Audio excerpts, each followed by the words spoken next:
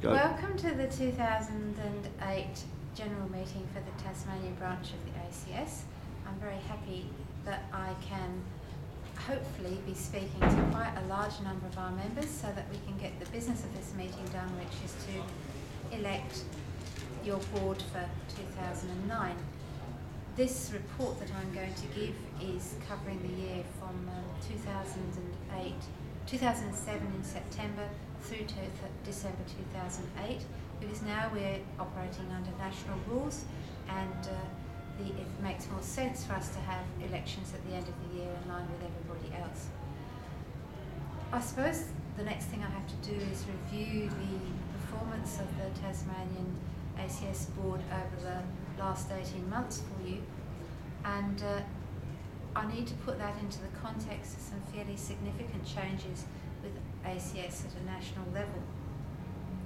In fact, I'm recording this interview because in Sydney, at the ACS National Congress meeting, at which both Steve Cambridge and myself are representatives, and I've also been involved with the branch chairs meeting, where we're helping to make the implementation of the strategic directions set by the National Board to become a lot more effective. So when I look at the performance over the last 18 months, from my viewpoint, a lot has been about the implementation of the changes within ACS and the effect it's had, and learning to manage these through Tasmania.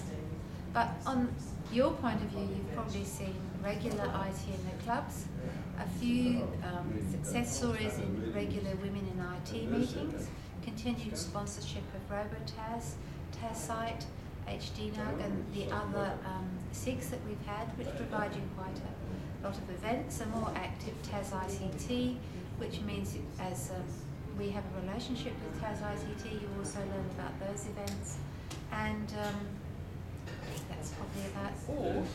In a regular basis, I hope you're enjoying the monthly electronic newsletters that are coming out from John Hyde. I guess that's another big plus for the year, is that John Hyde has been working very effectively at making the ACS events happen and letting the ACS members in Tasmania know about the upcoming ACS events, and I hope you're enjoying that regular communication. And also,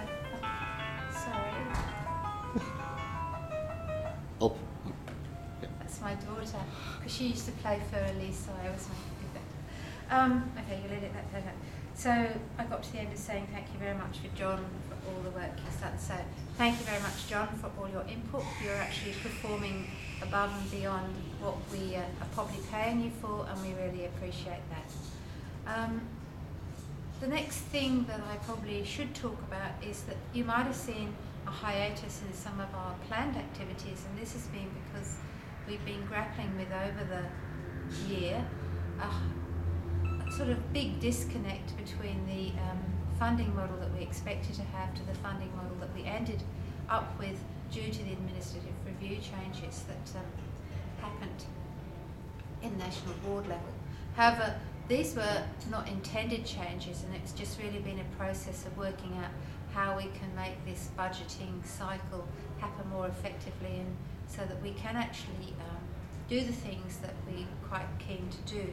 So I'll now move on to talk about the things that you might expect from us in 2009, which we probably have been lacking in 2008. And the first of that is training. We really are committed to providing members of ACS, and especially our professional partners, but all members of ACS, with opportunities for a lot more training courses, and hopefully we'll be starting that off in February. Again, it depends on our funding negotiations and a few other strategic support levels that we need to have in place to make this happen.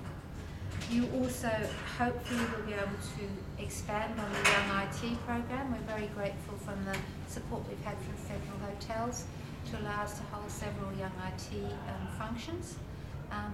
WIT, as I said before, has held several functions and looks like it's going to continue, so look for women in IT events through 2009.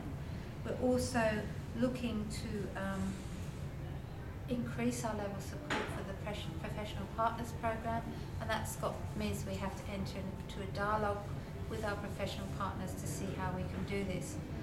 And finally, we're looking at one or two events where we engage the Chief Information Officer level of our membership by holding Chief Information Officer breakfasts. So hopefully you'll see not only the familiar events that you've been used to seeing running in ACS in 2008, but also quite a raft of new things that you can choose from and get value from your ACS membership. And I'll just like to conclude by saying that please give us your feedback about how we can actually improve our member service delivery and make you feel proud to be a member of ACS and feel that you're getting more than the value that you pay to be a member. And I'll say happy Christmas and best wishes for 2008. Whilst you're enjoying the general meeting or maybe the Christmas lunch or whatever, I'll be with my mum, which is a great privilege in Dorset.